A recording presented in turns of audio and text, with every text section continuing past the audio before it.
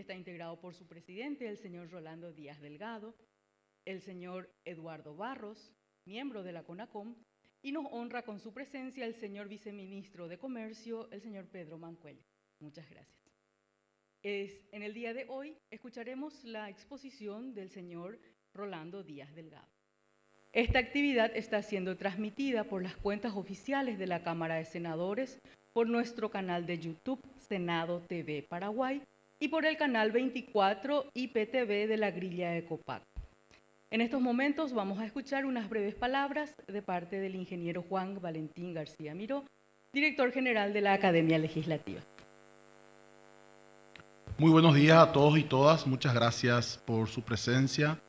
A la doctora Ruth Benítez de la Dirección General, muchas gracias también por acompañarnos. Y a esta mesa de hoy, en la persona del señor viceministro de Comercio, el doctor Pedro Mancuello, muchas gracias por su presencia. El presidente de la Comisión Nacional de Competencia, el doctor Rolando Díaz Delgado, muchas gracias.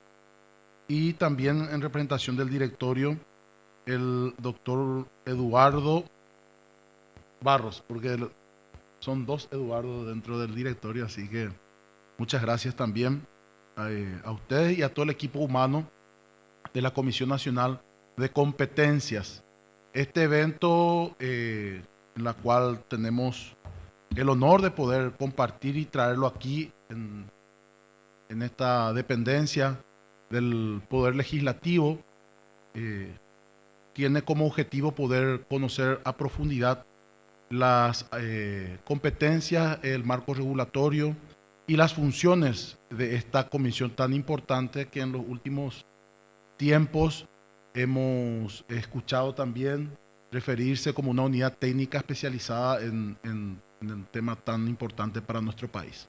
Entonces, de la Academia Legislativa, en la persona del señor senador presidente de la Honorable Cámara de Senadores, el senador Oscar Salomón, y también de nuestro miembro del directorio, el senador Fernando Silva Facetti. Agradecemos a ustedes por acompañarnos esta mañana junto a todo el equipo humano que estuvo organizando este evento. Muchas gracias, y a las personas que nos están acompañando a través de las plataformas sociales de la Honorable Cámara de Senadores y de Senado TV también, esperamos que esto pueda llenar sus expectativas.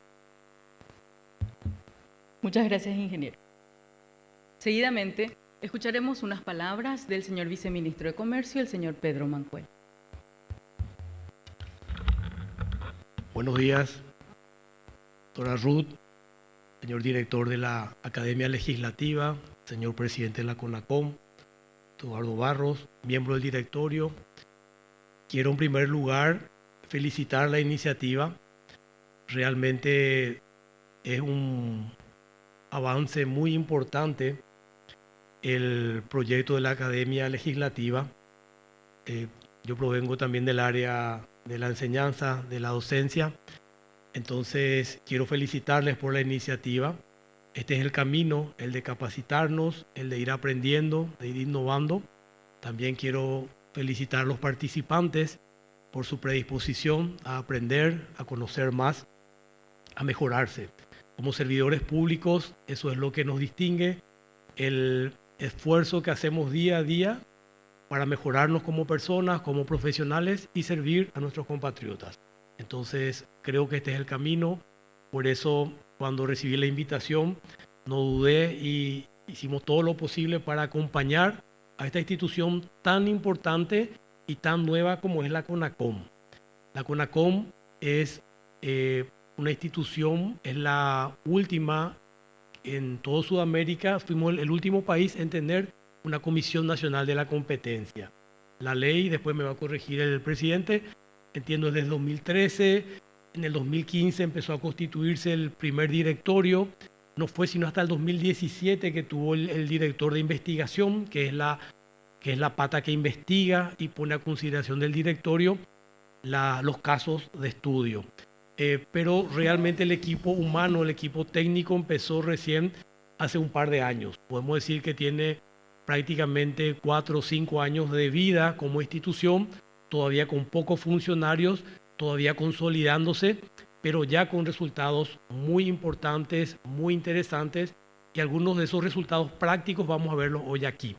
Entonces, creo que como país hemos avanzado al constituir, y el hecho de haber sido el último nos da la posibilidad de aprovechar toda la experiencia de la región, la experiencia de otros países, no repetir los errores y comenzar con una de las mejores instituciones y darle la posibilidad de que vaya mejorando día a día. Obviamente siempre esto implica el apoyo desde el Ministerio de Industria y Comercio, apoyamos irrestrictamente, también vamos a seguir gestionando ante las instituciones las cooperaciones técnicas que sean necesarias para que avance esto y para que podamos también dotarla cada vez más de mejor presupuesto y que podamos encaminarlo para que nos dé una garantía de la libre competencia.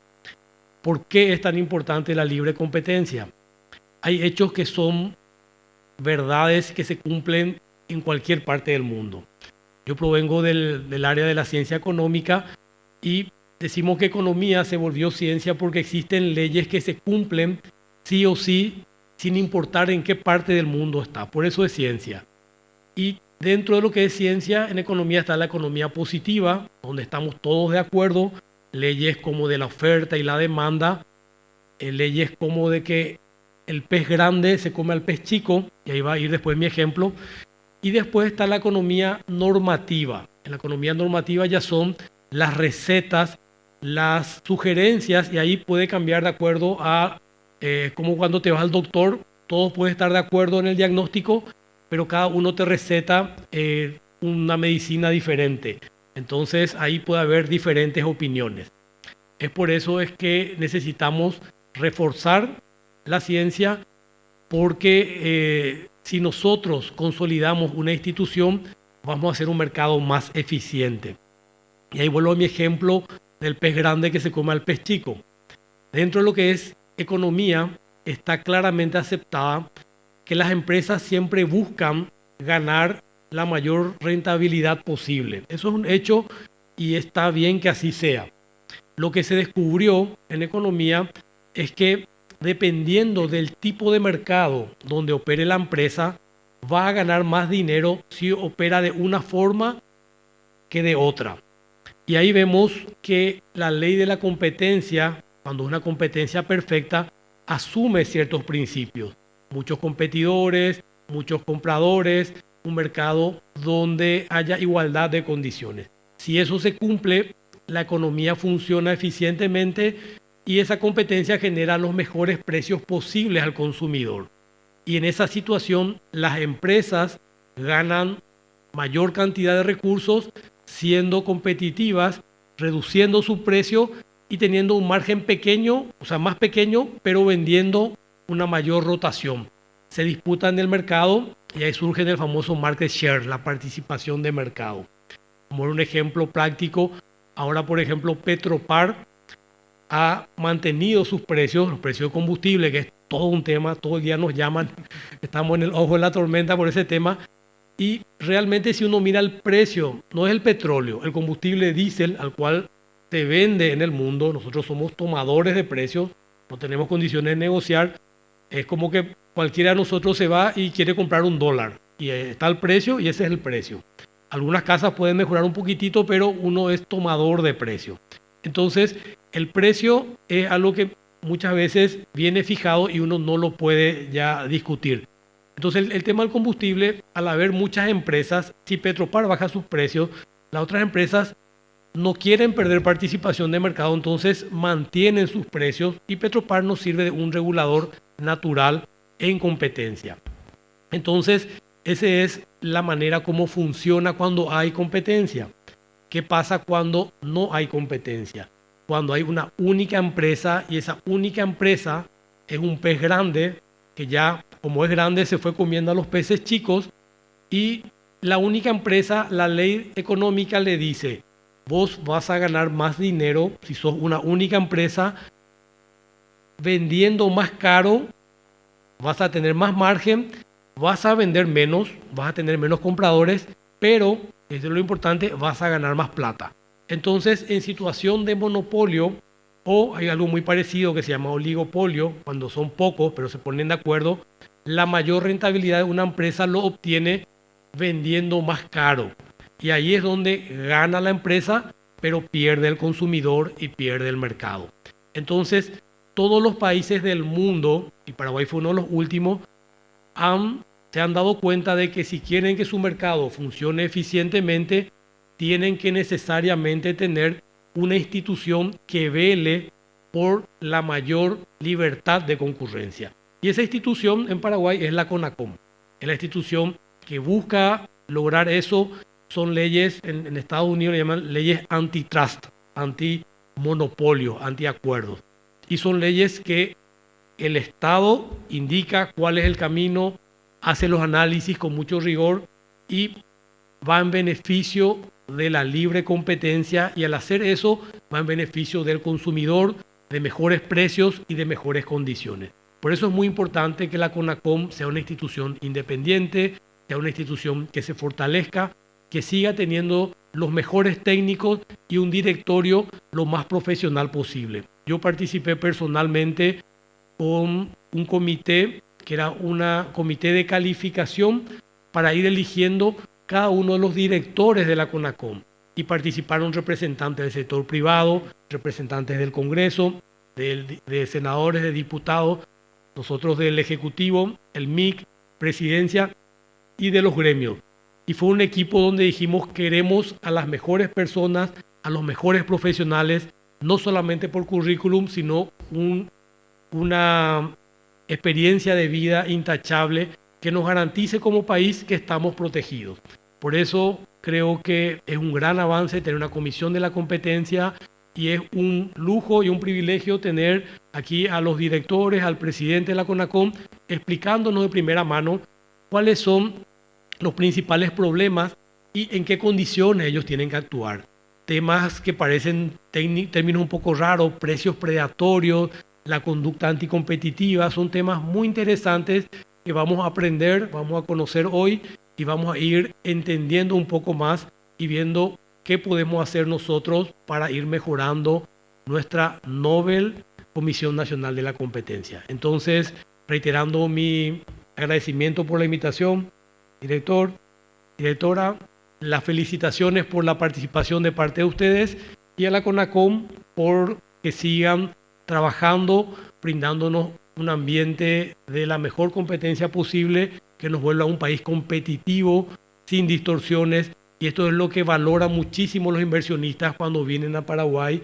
Economías que empiezan a ser muy reguladas y mal reguladas empiezan a tener problemas, empiezan a trancarse y empiezan a perder competitividad. Entonces creemos que estamos en el camino correcto. El Paraguay ha pasado 4 o 5 años de condiciones muy duras, muy adversas, y a pesar de todos los problemas, desde el clima, la pandemia, todos los problemas que tuvimos ahora últimamente, la guerra a nivel mundial, hemos mantenido cierto orden, hemos mantenido funcionando nuestras instituciones, y creemos que estamos muy sólidos para salir fortalecidos de estos 4 años muy complejos, y poder, los últimos números de los especialistas haciendo Banco Central nos muestran que a partir de este segundo semestre de este 2022, y si Dios permite el próximo año, vamos a ir mejorando y retomar la senda del crecimiento, y ese es un poco el compromiso y el trabajo que tenemos que seguir haciendo. Que sea una jornada muy fructífera, que podamos aprender un poco más y que renovemos nuestro compromiso de trabajar por el país. Muchas gracias. Muchas gracias, señor viceministro. Bien, seguidamente vamos a escuchar la exposición del señor Rolando Díaz Delgado. El señor Díaz Delgado es abogado de profesión, culminó sus estudios universitarios de la carrera de Derecho en la Universidad Católica Nuestra Señora de la Asunción. Realizó estudios de posgrado en el programa de doctorado sobre aspectos fundamentales de Derecho Internacional Privado en la Universidad de Alcalá de Henares, España. Tiene experiencia en la docencia en varias universidades del país. Es autor de varias publicaciones jurídicas sobre Derecho Internacional Privado y Arbitraje y Competencia. Antes de incorporarse al directorio como miembro titular de la Comisión Nacional de la Competencia en el año 2017, trabajó en el sector privado, con experiencia en el ejercicio de la profesión de abogado. También trabajó como secretario ejecutivo del Consejo Nacional de Industrias Maquiladoras de Exportación y fue director o gerente general de empresas de los rubros en la industria y construcción. Actualmente ejerce la presidencia de la Comisión Nacional desde el 30 de julio del año 2021. Por favor, le escuchamos al señor.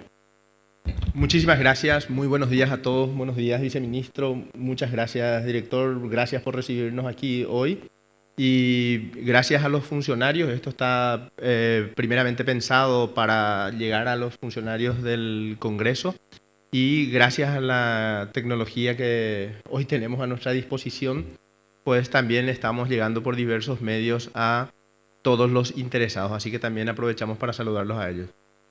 Tengo una gran ventaja porque el viceministro me quitó gran parte de lo que tenía previsto decir, con lo cual ya me puedo meter en otros temas, ¿no? Así que muchísimas gracias nuevamente, viceministro, por estar hoy aquí acompañándonos. Bueno, vamos a tratar de meternos rápidamente en materia, porque estamos bastante justos de tiempo y queremos dar sobre todo un espacio para las preguntas que pudieran venir inmediatamente después, ¿no?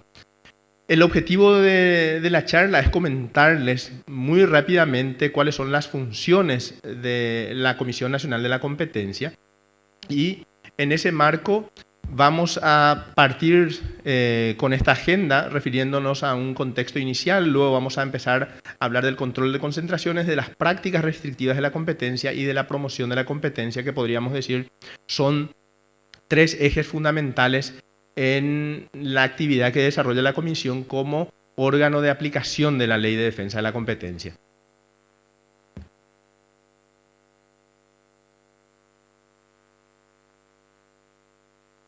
Si les parece bien, arrancamos con un pequeño Él es Francisquito y quiere comprar galletitas. En su barrio solo hay una despensa, la despensa de Don José, donde solo venden galletitas de chocolate y cuestan 3.500 guaraníes. Francisquito compra las galletitas todos los días al salir de la escuela. Un día, Don José sube el precio de las galletitas a 4.000 guaraníes. Como no hay otra despensa en el barrio, ahora paga 4.000 guaraníes, pero ya no le alcanza para comprar todos los días. Mientras tanto, Ña María abre su despensa en el mismo barrio. Ella vende las galletitas de chocolate a 3.500 guaraníes. Don José baja el precio a 3.000 guaraníes y ofrece también galletitas de frutilla. Esto le trae nuevos clientes a Don José. Ña María baja el precio a 3.000 guaraníes y lanza una oferta de galletitas con un vaso de leche a 3.500 guaraníes. Esto le trae nuevos clientes a Ña María. Gracias a la libre competencia, Francisquito ahora tiene varias opciones de precio y productos. Tiene la oportunidad de elegir. Gracias a la libre competencia, Francisquito ahora puede hacer rendir mejor su dinero.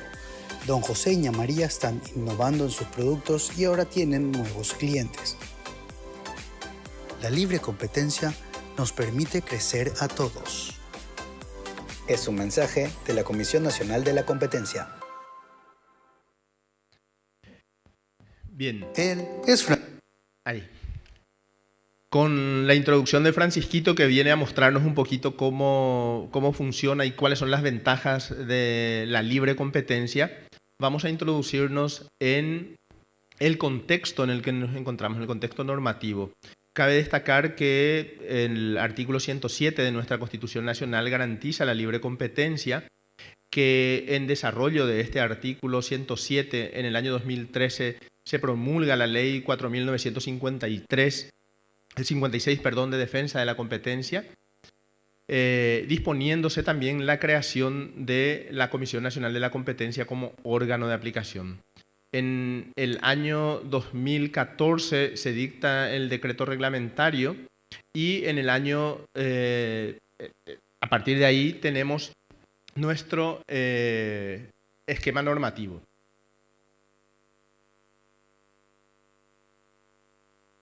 Denme un segundo que quiero. Ahí. Bien. En materia de la estructura misional, tenemos que destacar que la Comisión Nacional de la Competencia tiene básicamente dos órganos fundamentales, la Dirección de Investigación y el Directorio. La Dirección de Investigación está constituido por un director de investigación, está dirigido, es la cabeza de la dirección. Tiene como funciones estudiar las notificaciones de concentración y emitir pareceres respecto de estas operaciones, es decir, expedirse respecto de si estas operaciones son o no compatibles con la libre competencia, con los principios establecidos en la ley, con lo cual puede proponer la aprobación de la operación de concentración, el rechazo de la operación de concentración por ser incompatibles o también su aprobación pero con condicionamientos. Tiene esta facultad de efectuar investigaciones preliminares, analiza supuestos casos de prácticas anticompetitivas e instruye sumarios y formula, en su caso, acusación o propone la desestimación cuando no encuentra méritos para formular la acusación. Es el portavoz ante la prensa y el público en general sobre asuntos que están bajo su investigación. El directorio está constituido por 3 miembros titulares y también hay un miembro suplente.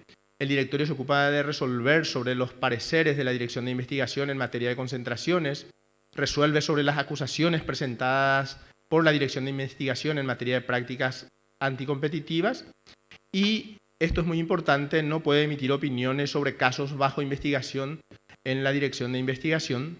En esto, como decíamos antes, corresponde a la Dirección de Investigación emitir esas opiniones o esos comentarios.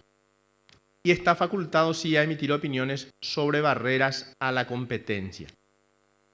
Un detalle importante que ya lo destacó antes el viceministro es que tanto el director de investigación como los miembros del directorio son el producto de un proceso de selección, de un concurso público en el cual intervienen el sector público y el sector privado que establecen una terna que luego es elevada al Poder Ejecutivo para que a partir de esta terna se ha designado cada uno de los miembros del directorio y el director de investigación. El director de investigación tiene una duración en sus funciones de 5 años y los miembros del directorio 6 cada uno. Algunos conceptos básicos que tenemos que tener en cuenta en materia de defensa de la competencia en virtud de lo que establece nuestra ley es que la misión de la CONACOM es la defensa y la promoción de la competencia. En ese marco, en el aspecto, en el pilar de defensa de la competencia, podemos destacar 2 funciones básicamente. La primera, la del control de operaciones de concentración, es decir, aquellas operaciones que se dan entre empresas que deben ser aprobadas por la comisión para ser llevadas adelante. Y por el otro lado, la persecución de prácticas restrictivas de la competencia. En materia de promoción, tiene como funciones la realización de estudios de mercado, el análisis regulatorio, la promoción de la cultura de la competencia. Tenemos que destacar que en el marco de la defensa de la competencia, es decir, en su rol de control de operaciones de concentración y de persecución de prácticas restrictivas, las actuaciones de la CONACOM son coercitivas para el sector privado. Introduciéndonos ya en el control de operaciones de concentración, tenemos que definir primero qué es una operación de concentración. De conformidad con lo establecido en la normativa, las concentraciones pueden darse por fusión de empresas que anteriormente eran independientes, ya sea que una de ellas se dé la fusión por absorción, es decir, una de ellas absorba a la otra y sobreviva mientras que la otra desaparezca, que se puede dar también mediante la adquisición del control sobre la totalidad o parte de otra empresa, es decir, cuando, por ejemplo, se compran acciones de una empresa y el comprador pasa a asumir el control de esa empresa. Y también mediante la creación de una empresa en conjunto, es decir, de una empresa nueva y totalmente diferente a las 2 anteriores, 2 o más empresas anteriores que la están creando. No todas las operaciones de concentración están obligadas a notificarse. Es decir, la ley no impone la obligación de notificación a todas las empresas. Establece un par de umbrales que deben ser superados para que se dispare esa obligación. El primer umbral es del 45% de cuota de mercado. Esto significa que si las empresas que están en proceso de concentración o con la intención de concentrarse, sumadas sus cuotas de mercado, llegan al 45% o la superan, están obligadas a notificar. Y también cuando superan los 100.000 salarios mínimos de facturación bruta global en su conjunto. Eso quiere decir que empresas que no llegan a este nivel de facturación, que hoy está un poco por encima de los 30 millones de dólares más o menos, que no superan estos niveles de facturación, no están obligados a notificar siempre y cuando en sus respectivos mercados no ocupen el 45% de la cuota de mercado. El objetivo de establecer estos umbrales básicamente es el que no todas las operaciones pueden llegar a suponer ciertos riesgos para la competencia, y lo que se busca es que solamente aquellas empresas que de alguna forma podrían llegar a suponer algún riesgo para la competencia sean analizadas por la CONACOM. Entonces, se considera que el umbral de 45% es un umbral aceptable para que estas empresas notifiquen, y además los valores de las operaciones que realizan en términos de facturación, también se estableció un umbral para poder definir cuándo una empresa debería notificar, con lo cual una pequeña empresa que no tenga un 45% de cuota de mercado no estaría obligada a notificar, por ejemplo, la compra de acciones de otra empresa o de activos de otra empresa. El alcance de actuación de la CONACOM, el análisis de si la operación genera obstáculos significativos a la competencia al crear o reforzar una posición dominante. Es decir, básicamente el análisis que realiza la comisión es un análisis de compatibilidad con el mercado, en el sentido de que, con el mercado y la competencia, en el sentido de que esa operación como tal no suponga la creación o el refuerzo de una posición dominante. Ese refuerzo o esa adquisición de posición dominante será la disparadora finalmente para entender que esta operación puede suponer un obstáculo significativo para la competencia. Esto puede darse, por ejemplo, cuando una empresa o dos empresas que, por poner un criterio más o menos sencillo de entender, aunque no es el único criterio a tener en cuenta para definir que una empresa tiene posición dominante, pero es uno sencillo de comprender, el de las cuotas de mercado. Podríamos decir que en un mercado en el que participan, por ejemplo, 10 actores, de las cuales las dos primeras tienen el 40% cada una de cuota de mercado, deciden fusionarse, llegarán a un 80%, y las restantes 8 empresas que permanecen en el mercado se repartirán el restante 20%. Muy probablemente podríamos llegar a la conclusión de que esa fusión genere o cree una posición dominante en el mercado, y por tanto el directorio de la comisión podrá rechazar esa operación o, en su caso, aceptarla, aprobarla, pero estableciendo condicionamientos que permitan de alguna forma mitigar los riesgos que esa operación supone para el mercado. En materia de resolución, es decir, cuál es el resultado final que se puede dar en materia del control de operaciones de concentración que realiza la CONACOM. En primer lugar, la autorización, es decir, cuando la operación por sí misma, luego del análisis, resulta que no crea ni refuerza una posición dominante, la comisión autorizará esa operación. Cuando resulte que se cree o se refuerce una posición dominante, podrá denegarla, y esto también podrá autorizarla, pero con condicionamientos. Es decir, podrá establecer unos determinados remedios para poder autorizar esa operación.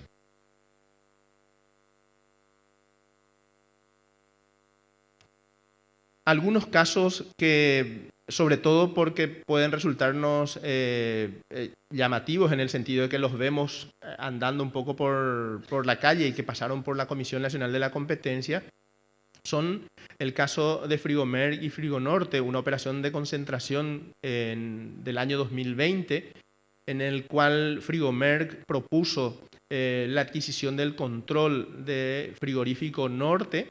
Esta operación, luego del análisis, se llegó a la conclusión de que generaba un reforzamiento de una posición dominante ya existente por parte de Frigomerc y, por tanto, se requirió a la empresa en su momento que propusiera unos remedios para poder autorizar esa operación. Los remedios propuestos no satisfacieron a la comisión y, por tanto, la operación fue rechazada. Es hasta ahora la única operación de concentración que ha sido rechazada. Las siguientes operaciones, una operación de la adquisición del grupo Copetrol de la empresa Petrobras, que se dio en el año 2019, fue también una adquisición de control y la operación fue autorizada con condicionamientos. Es decir, se llegó a la conclusión de que en esa operación se requería establecer condicionamientos para poder autorizarla. Y el tercer caso que estamos citando es en el sector financiero de los bancos GNB y BBVA, en el cual se da una fusión del año 2020. La operación fue autorizada sin condicionamientos. La Comisión Nacional de la Competencia cuenta con un registro público de concentraciones en su portal electrónico, con más de 40 operaciones a la fecha. Es de acceso, como decimos, público. Tenemos ahí publicadas no solamente las resoluciones de las operaciones de concentración, sino también otras resoluciones que se dan durante el trámite y además las opiniones de la Dirección de Investigación respecto de estas operaciones, que es un proceso previo que se realiza antes de que el directorio termine dando la resolución final. En materia de prácticas restrictivas de la competencia, tenemos que destacar básicamente 3 bloques. 2 principalísimas y que en sentido estricto podemos decir constituyen prácticas restrictivas a la competencia son el abuso de posición dominante y los acuerdos restrictivos de la competencia. Además, como infracciones a la ley, podemos destacar el incumplimiento en materia de control de concentraciones y el incumplimiento con el deber de colaboración con la CONACOM. Como voy a meterme más adelante con mayor detalle en materia de lo que es el abuso de posición dominante y los acuerdos restrictivos de la competencia, sí quería destacar que el incumplimiento en materia de concentraciones refiere básicamente a aquellas situaciones en las que, como producto del proceso del control de las operaciones de concentración, se resulta que se aprueba la operación, pero se hace esta aprobación estableciendo unos condicionamientos a las empresas para poder llevar adelante la operación. Estos condicionamientos son de obligado cumplimiento para las empresas, por lo que si no los cumplen están expuestos también a sanciones. En este momento, en esta materia ya hemos sancionado a algunas empresas y en lo que refiere al cumplimiento del deber de colaboración con la comisión, también se establecen sanciones para aquellas empresas que, al haber sido requeridas por la Comisión Nacional de la Competencia o por alguno de sus órganos, no proporcionan la información para la cual fue requerida. Estas sanciones pueden darse tanto a empresas del sector privado como a funcionarios del sector público que no aportan las informaciones cuando la Comisión Nacional de la Competencia hace estos requerimientos.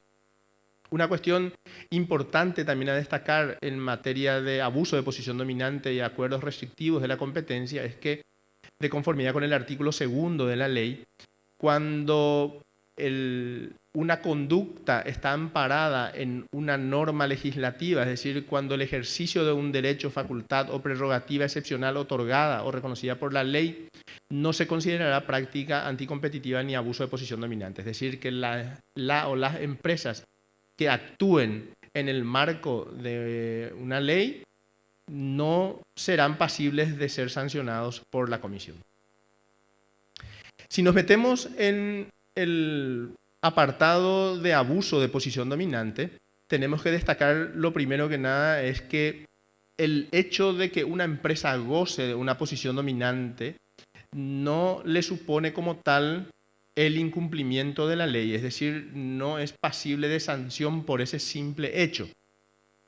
Ahora bien, sí le impone una especial responsabilidad en el sentido de que sus conductas o sus prácticas en el mercado pueden sí resultar en un abuso de esa posición. ¿Cómo se podría dar ese abuso de la posición dominante? Es decir, cuando una empresa en posición dominante, por ejemplo, impone precios u otras condiciones comerciales o de servicios no equitativas.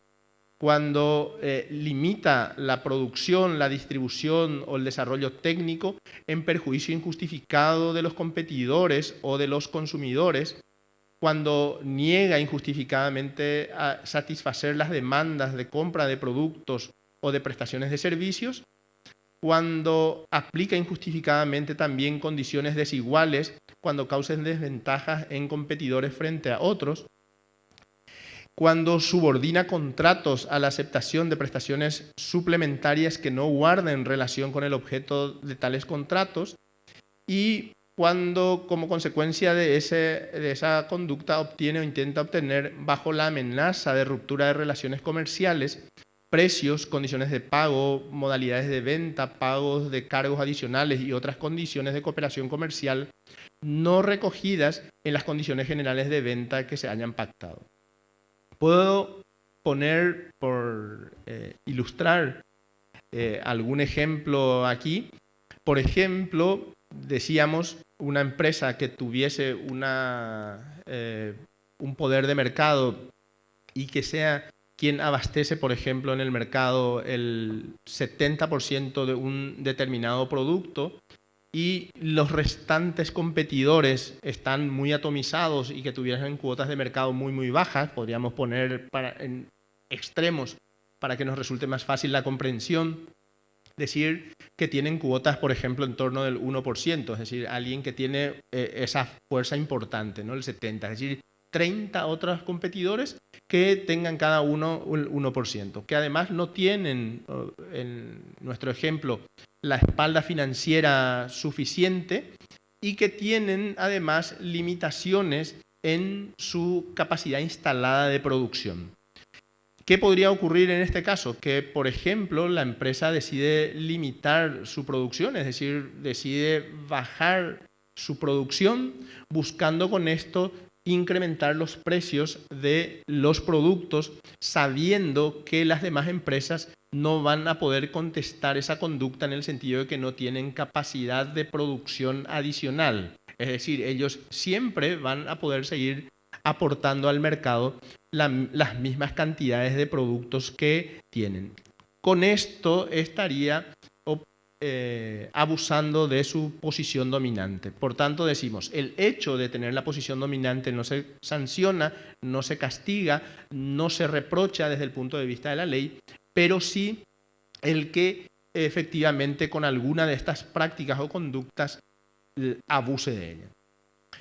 En materia de acuerdos restrictivos de la competencia, tenemos que partir diciendo que efectivamente, como su nombre lo indica, aquí se requiere que por lo menos existan dos empresas que tomen la decisión de acordar, es decir, ponerse de acuerdo para realizar alguna de las prácticas que se señalan en el cuadro, que son fijar o imponer o recomendar colectivamente los precios de compra o de venta de manera abusiva, limitar la producción, la distribución o el desarrollo técnico en perjuicio injustificado de competidores o consumidores, repartirse mercados, la clientela o las fuentes de aprovisionamiento, aplicar injustificadamente a terceros condiciones desiguales cuando causen desventaja competitiva, subordinar contratos a la aceptación de prestaciones suplementarias que no guarden relación alguna con el objeto de tales contratos, participar en licitaciones colusorias, es decir, ponerse de acuerdo para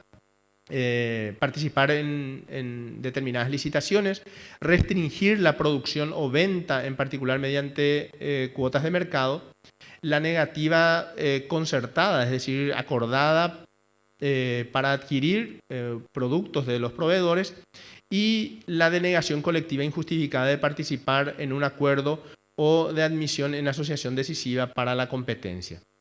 Si tomamos el mismo ejemplo que estábamos desarrollando anteriormente, cambiando un poco algunos de los elementos, y decimos que son ya no una empresa, sino dos empresas las que copan un mercado, y pongamos que ambas tienen un 40% de cuota de mercado, con lo cual entre las dos son el 80% de ese mercado, y que el resto de las empresas tienen cuotas de mercado muy reducidas.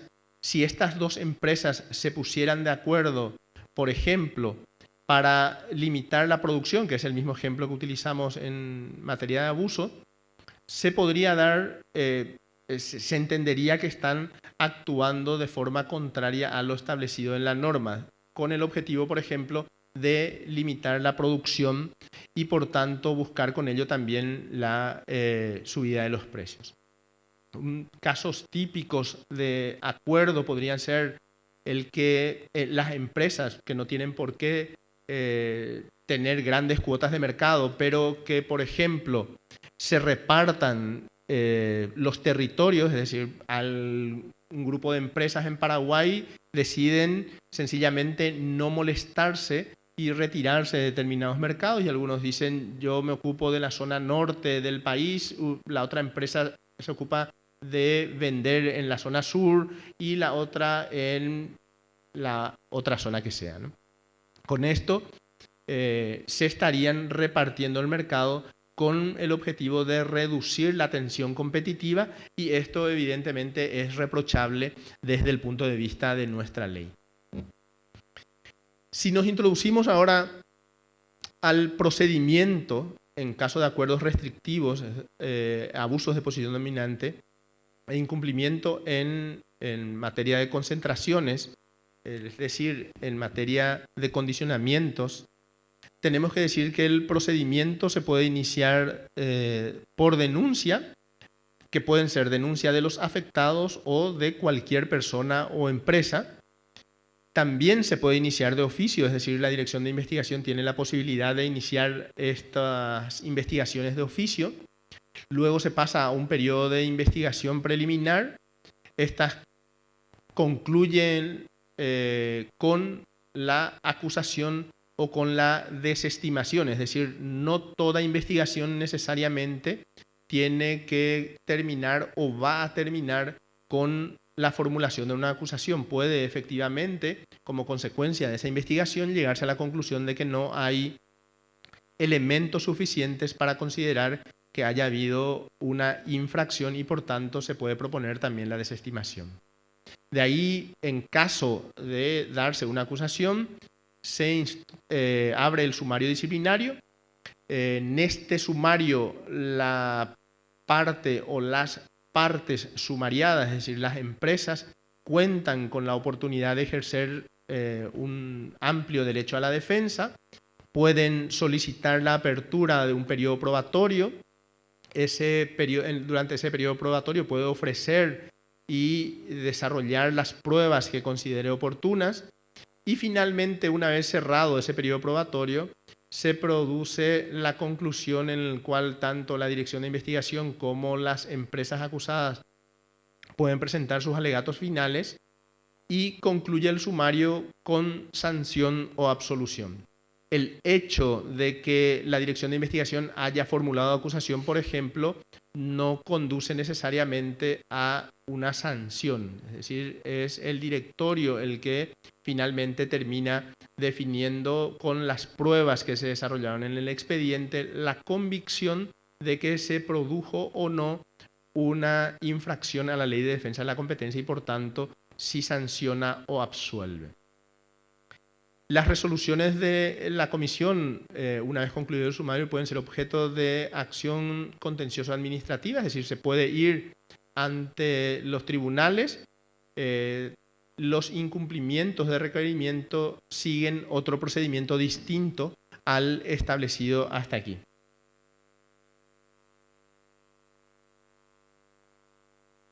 Algunos casos notorios, podríamos decir, o que por lo menos tuvieron algún tipo de repercusión mediática y que pueden resultar un poquito más fácil de visualizar para nuestro auditorio, son los casos de servicios y productos multimedia, que fueron procedimientos abiertos de oficio que se dieron en materia de incumplimiento de condicionamientos en procesos de concentración, terminaron en sanción. Actualmente, en investigaciones en curso, tenemos a APESA, que es un gremio en el sector de combustibles, que el proceso se inició de oficio. En este momento están en etapa de investigación. Y también por denuncia de partes está abierto o en curso en este momento la investigación en un caso de la empresa Bancar. La comisión cuenta con un registro público también de expedientes en materia de prácticas restrictivas en su portal, al cual les invitamos también a participar. A concurrir y encontrar la información correspondiente. En materia de promoción de la competencia,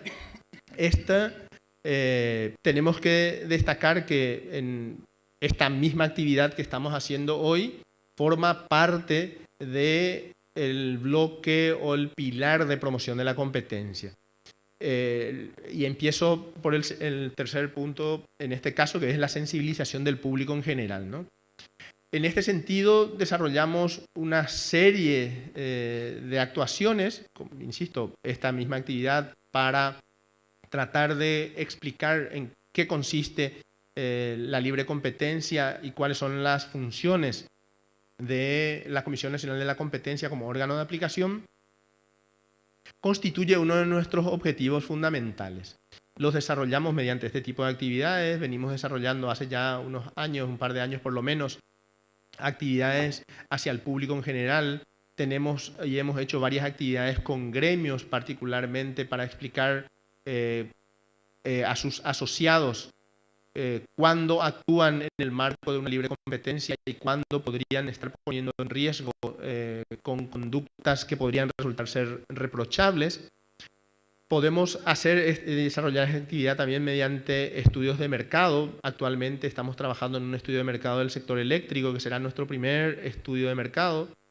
Y también en un sector en el cual sí hemos tenido una actividad bastante importante y la hemos tenido mucho con el Parlamento, en particular con muchas comisiones en el Parlamento, que nos han requerido opiniones respecto de proyectos normativos. ¿Sí? Sobre esto hemos trabajado bastante con varias comisiones, pero no trabajamos solamente con el Poder Legislativo, también emitimos opiniones en general sobre o sobre proyectos normativos que podrían ser, por ejemplo, algún decreto o alguna resolución de algún ministerio o de algún órgano regulador. Y también emitimos opiniones en materia de normativa ya vigente, es decir, aquellas normativas que tienen o presentan restricciones a la competencia, las cuales son observadas por la Comisión y que tienen por objeto buscar remover esas restricciones. Aquí quiero abrir un pequeño paréntesis y sabiendo que tengo poco tiempo, porque la semana pasada hemos cerrado el periodo de un concurso que hemos abierto para presentar un ensayo en la Comisión Nacional de la Competencia sobre el tema de restricciones normativas a la competencia, que buscó sobre todo que la ciudadanía en general presentara un ensayo haciendo referencia a una normativa, una ley, un decreto, un reglamento, una resolución, una ordenanza municipal, cualquiera sea ella, identificando una restricción injustificada a la competencia. Y tenemos que decir que estamos muy complacidos porque hemos tenido una buena participación y ahora estamos en el proceso de evaluación. Algunos casos importantes en esta materia, en el 2021 sobre cannabis medicinal para el Ministerio de Salud Pública y Bienestar Social. Hemos hecho recomendaciones de modificación de la normativa vigente y lo tenemos marcado ahí en amarillo porque no solamente hemos hecho la recomendación, sino que estamos trabajando con el Ministerio y con las unidades involucradas para hacer o trabajar en esta modificación, y tenemos que decir a día de hoy que, sobre todo por unas reuniones que hemos tenido últimamente, que creemos que vamos en buen camino. Es decir, ahí tenemos que decir, ese trabajo implica no solamente la emisión de la opinión, sino que además un trabajo de concienciación de por qué la norma o por qué la CONACON considera que la norma es restrictiva de la competencia. En la última ley recientemente promulgada también sobre niveles de seguridad en giros electrónicos, hicimos referencia solo a un artículo, el artículo 103, que tuvimos varias participaciones en el sentido de que emitimos opinión para el Congreso, pero a requerimiento de la Presidencia de la República, que nos solicitó la opinión respecto a este artículo. Le hemos recomendado el veto parcial del proyecto, en particular hemos recomendado el veto del artículo 103. Efectivamente, el Ejecutivo acogió, y por eso está en verde marcado, acogió la recomendación y finalmente fue vetado. La ley está vigente sin el artículo 103. En materia de contrataciones públicas, hemos emitido también opiniones durante el estudio del actual proyecto que todavía se está moviendo en el Parlamento, el proyecto de ley de suministro y contrataciones públicas, y ahí tenemos que señalar que, por como estamos viendo ya en esta etapa final, tenemos ahí una mezcla de colores, ¿no? Verde y rojo, es decir, algunas de nuestras recomendaciones varias de nuestras recomendaciones no fueron tomadas en consideración y algunas otras sí. En este punto quiero destacar también que las opiniones emitidas por la Comisión no son vinculantes, es decir, son opiniones que se dan desde un punto de vista técnico y que pueden o no ser acogidos por el órgano regulador o legislativo. Y finalmente, en materia de estudios de mercado, como ya mencioné antes, estamos trabajando en un estudio del sector eléctrico que verá la luz seguramente en el próximo mes. La CONACOM cuenta con un registro público también de opiniones, es decir, tanto las resoluciones en materia de prácticas, las resoluciones en materia de concentraciones, como todas las opiniones emitidas, es decir, toda la actividad misional de la CONACOM está expuesta en el portal y es de fácil acceso. Les invitamos a visitarnos. Con esto, creo que no me pasé tanto. Creo que vamos a abrir el espacio de preguntas y respuestas con Eduardo. Muchísimas gracias. Muchas gracias, señor. En este momento habilitamos un espacio de preguntas y respuestas. El moderador será el señor Eduardo Barros. Contamos con micrófonos inalámbricos. El compañero Genaro puede acercarles para poder registrar sus preguntas y así sale también para la transmisión que estamos teniendo. Sí, si me permiten un momento, sí, también, por favor. Quiero invitar al miembro del directorio, el otro Eduardo González, pues también, para que le tengan los tres directores, y yo tengo otro compromiso, me voy a retirar y aprovecho para felicitarles nuevamente, ponernos a disposición desde el Ministerio de Industria y Comercio y que podamos seguir trabajando. Es muy importante que podamos siempre todas las iniciativas legislativas, los proyectos de decreto, las resoluciones, que podamos darle esa visión de análisis con el rigor que nos dé la garantía de que las propuestas que afectan a la ciudadanía, a la economía, a la producción, al comercio, tuvieron un estudio de impacto costo-beneficio. Esto nos va a permitir tener mejores normativas y lo que nosotros le llamamos, estamos impulsando el análisis de impacto regulatorio. Es realmente una herramienta muy importante. Finalmente, lo que le da es mejores insumos a nuestros legisladores para que puedan tener una mirada más amplia de todo el impacto a los diferentes sectores de diferentes maneras de cada normativa que estamos proponiendo y que estamos llevando a consideración. Entonces, muchas gracias por la participación de todos. Doctor Eduardo González, le invito a que acá van a tener a los 3 directores de la CONACOM para preguntarles, y quiero felicitar nuevamente a la CONACOM, comprometer nuestro trabajo, y estoy seguro que el Congreso también va a seguir, va a hacer lo mismo. Muchas gracias. Gracias por su presencia, señor viceministro de Comercio, el señor Pedro Mancuello. Muy bien, entonces habilitamos el espacio de preguntas y respuestas. Si quieren ustedes hacer uso de palabras, simplemente levanten la mano. Muchas gracias. Acá adelante, por favor. Le van a pasar un micrófono. Buenos días, muchas gracias a la Academia por organizar este evento y también a la CONACOM por esta presentación, esta disertación que nos ilustra bastante sobre las funciones y las atribuciones de la CONACOM como órgano recientemente creado. Yo soy René Villasboa, soy director general del Observatorio Legislativo de la Cámara de Senadores, que es un órgano que tiene a su cargo cooperar, coadyuvar a toda la tarea legislativa a través de la investigación, a través de los estudios de opinión que podamos acercar, vistos desde la ciudadanía con respecto a cómo se va desarrollando, digamos, los proyectos de leyes e inclusive también la legislación actualmente, el impacto, por ejemplo, de la ley en la ciudadanía sobre todas las cosas, ¿verdad? Me parece interesante en este tema de conocer y conocer la difusión que están haciendo de las funciones.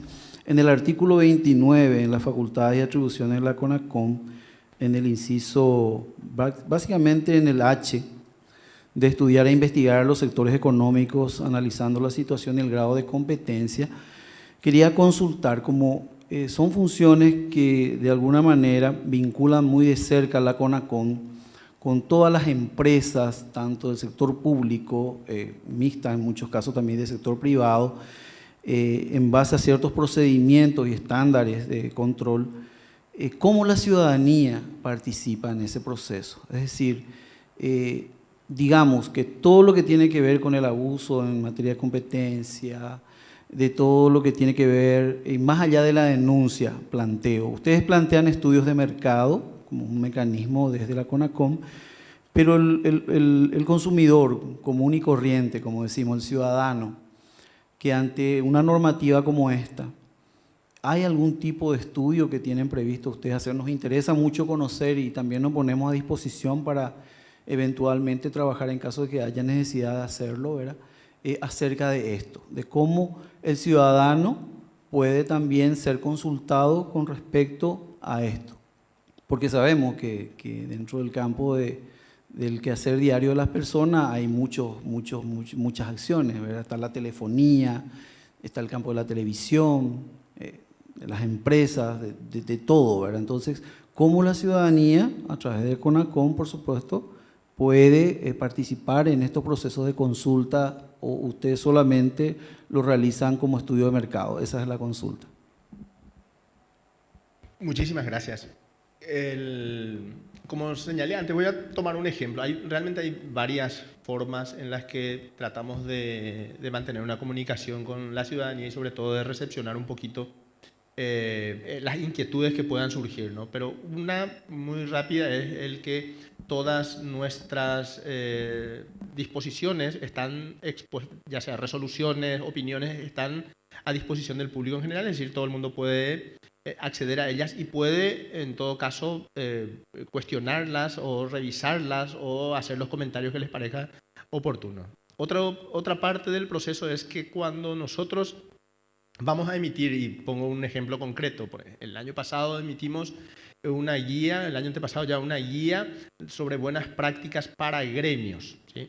En el proceso en el que desarrollamos, porque nosotros emitimos la guía, nosotros hacemos esas recomendaciones públicas, pero durante el proceso publicamos previamente lo que sería el borrador, y el borrador está expuesto a que la ciudadanía en general, todo el que quiera opinar respecto del texto lo puede hacer, y esa práctica lo hacemos en general con resoluciones o con guías que vamos emitiendo sobre determinados temas puntuales. Es decir, ese es un mecanismo. Pero un mecanismo que seguramente está teniendo, o cual realmente estamos llegando más, es el desarrollar actividades hacia la ciudadanía. Gracias no sé si decir gracias a la pandemia, pero la pandemia nos mostró por lo menos la utilidad de los medios no tradicionales, que ya se están convirtiendo en tradicionales, que nos permiten llegar a la ciudadanía en general mediante este tipo de actividades, ¿no? Cursos, seminarios, conferencias, y lo hacemos focalizados o abiertos, es decir, focalizados, por ejemplo, a los gremios, focalizados a los estudiantes de una materia en puntual, etc. Y también una forma de hacer es lo que hicimos recientemente, o cerramos recientemente, y estamos en proceso de estudio, que es el del Premio Nacional de la Competencia, que básicamente tenía dos objetivos, que es que la ciudadanía que tuviese la inquietud porque conoce alguna norma puntual, una ordenanza municipal que le afecta directamente, una ley, un decreto, un reglamento, pudiera escribir sobre eso, y por tanto nos acerca con el incentivo, por supuesto, de participar en el concurso, pero el segundo objetivo para nosotros es el que podamos conocer de la existencia de esas barreras, por ejemplo. Es decir, son varios los caminos a través de los cuales nos comunicamos y a través de los cuales recepcionamos, creo que va más bien hacia ese lado la pregunta, recepcionamos las inquietudes de la ciudadanía. Sí, perdón, simplemente para agregar a lo que indicó el presidente y en relación tal vez a la pregunta sobre cómo de alguna manera la ciudadanía puede aportar alguna opinión dentro de estos estudios de mercado.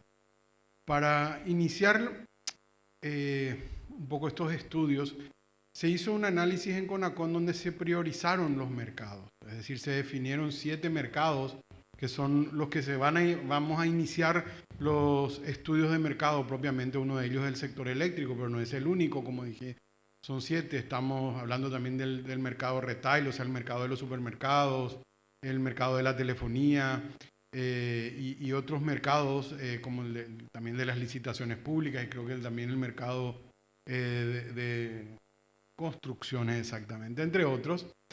Y para poder definir esos mercados nosotros hicimos una serie de consultas y encuestas a gremios, a industriales, a la ciudadanía en general, y teníamos colgado dentro de la página web de CONACON también un cuestionario donde hemos recogido esa información, la postprocesamos para poder ver qué es lo que las personas sienten o precisan de un poco de estudio de mercado, porque existe una realidad. De repente ver los números fríos de mercado en cuanto a participación, share, bueno, este tiene 30, este tiene 40, pero realmente la ciudadanía lo que ve es que existen fuertes poderes a nivel de ciertos grupos o ciertas empresas que definen tal vez los precios, y es necesario el conocer. Así que yo creo que es importante en los próximos estudios que vamos a realizar internalizar esta posición e incluir también no solamente el aspecto técnico, sino también incluir un poco una serie de opiniones, una pequeña encuesta que podamos reflejar a ver qué es lo que piensa la ciudadanía de ese mercado, independientemente de los números fríos, ver un poquitito el pensar de la gente. Y un tema importante para definir la CONACON no tiene que ver con la fijación de precios. Uno puede decir los precios están muy altos, bueno, no es un trabajo de la CONACON. Sí es darse cuenta si esos precios están altos porque se han puesto de acuerdo o porque existe un poder de mercado que ha definido precios muy altos sin tener en cuenta la competencia potencial que pudiera haber. Entonces ahí sí deberíamos entrar, pero no directamente en un tema de precios, que es lo que la ciudadanía más siente, digamos. Un comentario para reforzar lo que decía el señor Rolando, de la nueva forma de relacionarnos con la ciudadanía. 110 personas están participando a través de YouTube ahora mismo de esta actividad. Llegamos a mucha gente. Buenos días.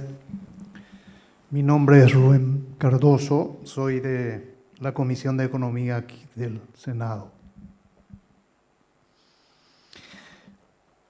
Obviamente que este tema conlleva un montón de preguntas. Por un lado, la Constitución Nacional nos plantea que tendríamos que obrar o actuar en un escenario de libre mercado, en donde la competencia, la oferta y la demanda esté ceñida por justamente el nivel productivo de cada empresa, ¿verdad? La economía de escala, por ejemplo, nos lleva a entender de que es capaz de producir en menor precio que el otro, el que no aplica o el que no tiene economía de escala. El que tiene mayor capital se presume que tiene una ventaja sobre el que tiene menos, y así sucesivamente. Entonces, esa competencia a que se tenga que introducir aquí dentro de esta normativa, cuando, por ejemplo, ustedes acaban de decir de que no regulan precios o no intervienen en precios, sin embargo, acá en la ley prevé. Entonces, tendría que, me parece a mí, ir un poquitito afinándose bien el criterio del concepto cuando se va a aplicar y se va a interpretar esta ley. A ver en dónde vamos a ubicar el criterio de carácter legal cuando vamos a tener que pensar en la intervención. Y por el otro lado se me hace que es dictatorial, le soy honesto. Es como que voy a imponer reglas y normas a ese sector de conducta libre, ¿verdad? Se me hace nomás de que la capacidad, los recursos disponibles, la creatividad, la inventiva, un montón de cosas o elementos que vienen a constituir la capacidad productiva de una organización determinada, vamos a tener que someterle a esta regulación y vamos a cercenar esa capacidad. Se me hace, yo así estoy entendiendo, yo no sé si es cierto y si ese es el espíritu de la ley. Por otro lado está cuando, por ejemplo, tengo que competir con factores exógenos. Se me mete en el territorio nacional productos de unas características extremadamente ventajosas, que hayan cumplido todas las reglas de introducción.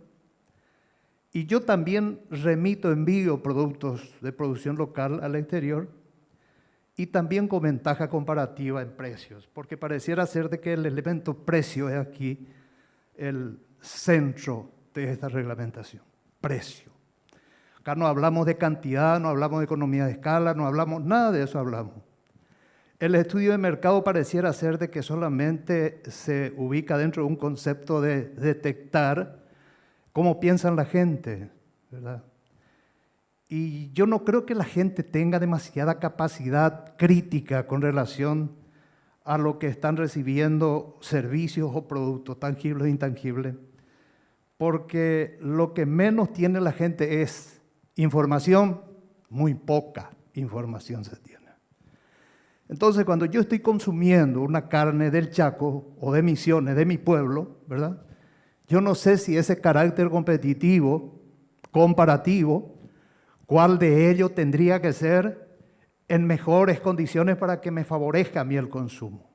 No sé, se me vuelve sugestivo y sin embargo yo, valiéndome de esto, puedo decir, mira, el sector cárnico está abusando. ¿Por qué? Porque el abuso puede ser por debajo o el abuso también puede ser por encima. En fin, son cositas así pequeñitas que si vamos a tener que analizar más, nos va a llevar bastante tiempo. Yo hice mercadotecnia alguna vez, ¿verdad? Trabajé en ese sector. Entonces, me parece que estoy más o menos pincelando una idea llevada a los principios de la ciencia. Muchas gracias.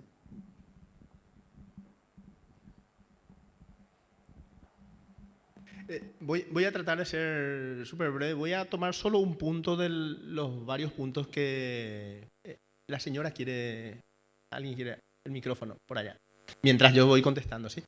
Solo voy a tomar, y aprovecho con eso, engancho una de las preguntas que sé que nos llegó también en materia, que ya nos llegó, sobre la cuestión de la innovación, ¿no? Para ver un poco el rol de la Comisión Nacional de la Competencia y cómo efectivamente tiene como misión la defensa y la promoción de la libre competencia, ¿sí?